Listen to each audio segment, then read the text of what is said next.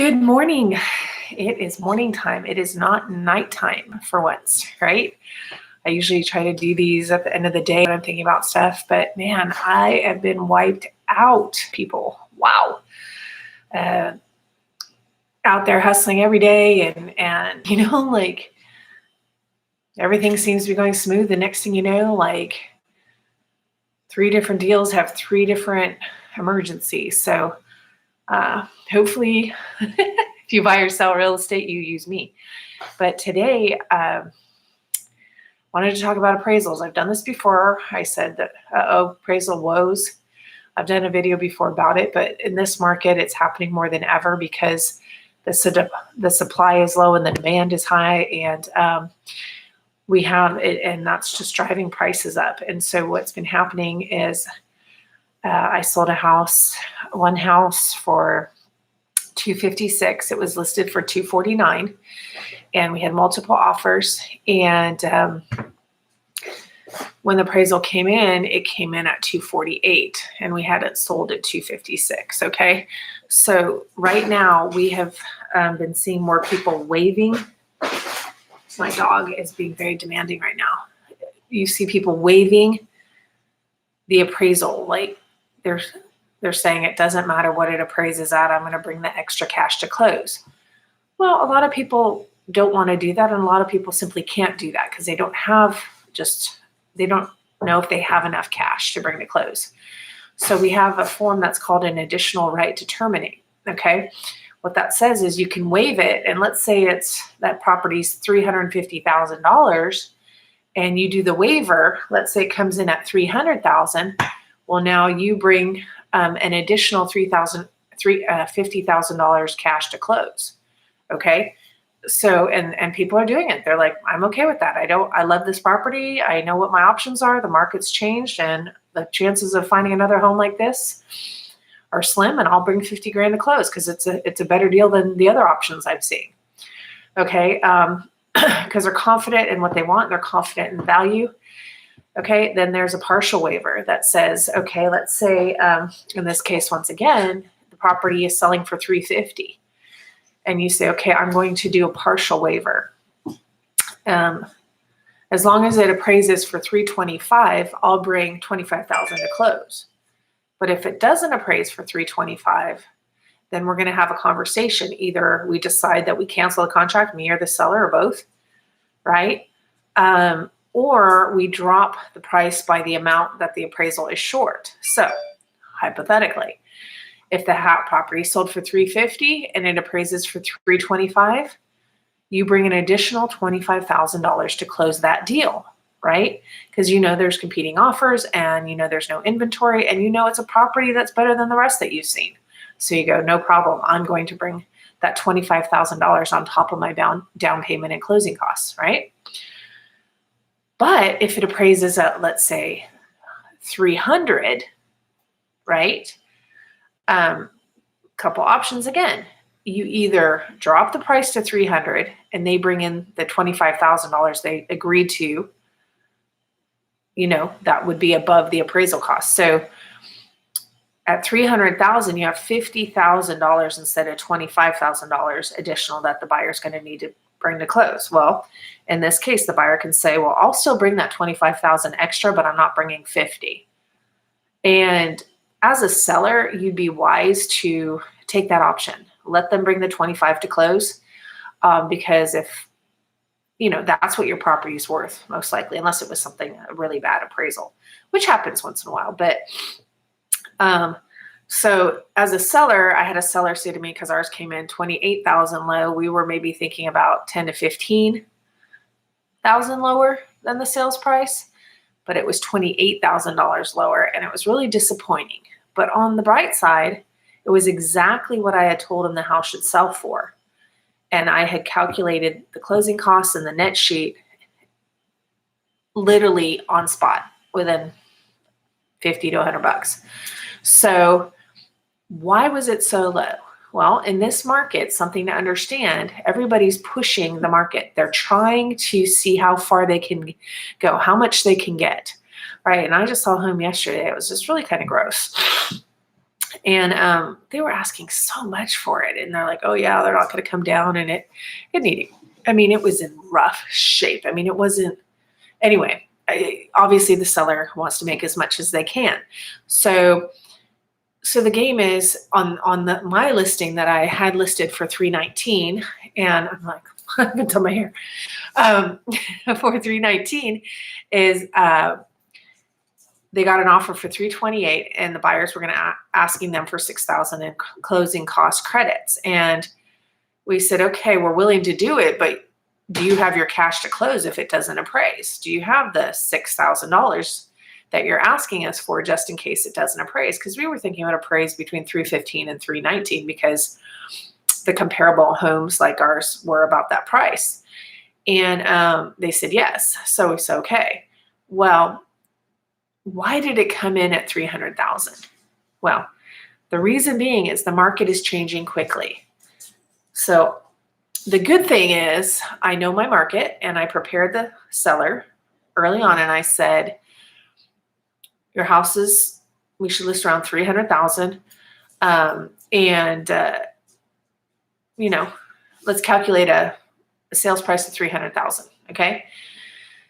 And then I kept seeing houses being listed at $315, $319, $310 that didn't compare to ours, that weren't as nice as ours. So I said, hey, look at these listings. As a real estate agent, I need to tell you that these other homes are being listed at this. It doesn't mean ours is necessarily worth that, and it doesn't mean theirs is worth that. But if that's our competition, then we could increase our price, our listing price, and see what happens. Well, because those are the active homes, not the closed homes. The appraisers base their value off of the closed homes. Okay. Yes, they'll see ones that are active and they'll look at them, but it's really about the closed homes. In our market right now, they should be, if they're a good appraiser, taking into consideration the supply and demand, the rapidly increasing market, and the days on market approach, which says this house was only on the market 3 days or 5 days or a week, and things are selling quickly. Okay. And people are offering full price and over full price. And that indicates the market that we are in. Okay. So with that being said, in this case, I said, we could try a little higher and see what happens. I said, what do you want to do? He said, oh yes. So we did. So we listed at $319, but the appraisal came in at what I had calculated, exactly at what I calculated for him. And so even though it was $19,000 less than what we were really thinking might happen, and he goes, well, that's not fair. I need to think about it. And I go, I understand, but you're thinking about $319 when in reality, we knew initially it was really worth this. And the only reason we bumped it up that was to see if anyone will go for it. Someone did go for it. Our plan didn't succeed, in getting appraised at $319, but we're still exactly at what our best scenario that we had planned for. So when he said that, because he had asked my advice, he goes, well, what do you think? And, I'm sorry, I'm upset. And I said, no, you don't have to apologize. I mean, we're disappointed. I said, but we took a risk. We gambled, and we got someone who was interested, but the gamble didn't work. So here we are back to our original plan, and a little bit better than our original plan. So you've done well. And he goes, okay, that's true. Okay, so here's the thing. If you're going to list high, really understand that your house is in the United States of America.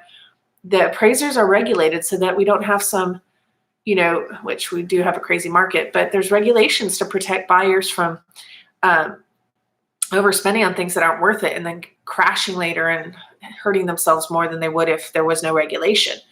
Okay, from what I understand, I had somebody tell me that in Canada, as long as you get approved for the loan, you can buy a house for whatever you want to buy it for. You're still responsible for it, right? So if it's a $300,000 house, let's say you get $300,000, but the house you buy is $100,000, but it's only worth $100,000. You spend $300 on it. They're like, well, you still owe us the loan, which kind of makes sense, doesn't it?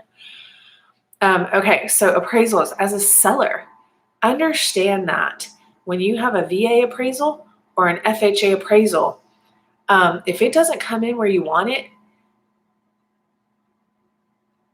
you got to think carefully about canceling, because once that VA appraisal is in, or if an FHA appraisal is in, and someone else comes along that's VA or FHA, guess what? That appraisal is still your appraisal. It's not going any higher. Okay, so as much as you go, well, I'll just, I want to back out and I want to get a better deal. Well, you might get a better deal, but that appraisal is still where it's at, right? So if it's, let's say it appraised at 260 and you're like, oh no, it's supposed to appraise at 275 and I don't want it. I don't want to move ahead. Well, Mr. or Mrs. Seller, think carefully about that, because most buyers in that price range are FHA and VA. And if you cancel that one at, that was, you were selling for 275, right? In the hopes that you would get a higher appraisal than 260 with another buyer, those chances are slim, at least in our market here in Corpus, where we have a lot of FHA and VA buyers. Okay, so the thing is, just count your blessings, have a plan in place before you list, have a plan in place before you buy.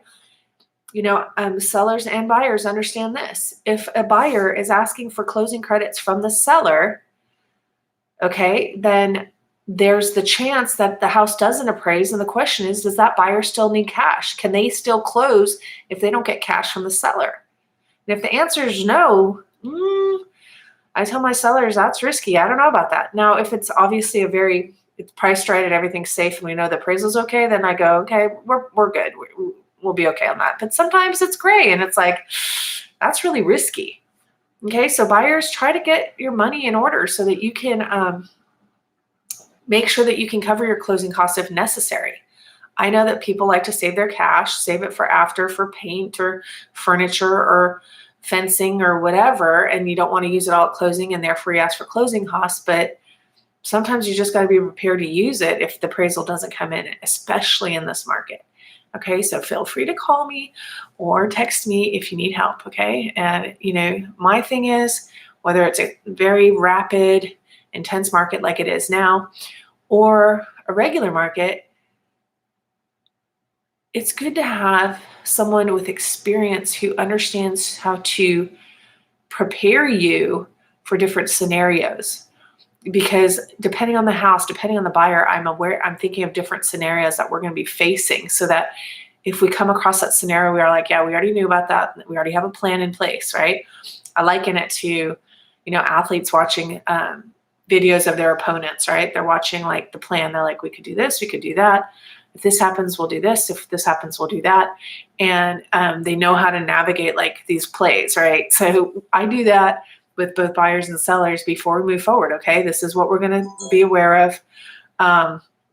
And this is how we're going to navigate through these things. Okay, so God bless. Have a great day.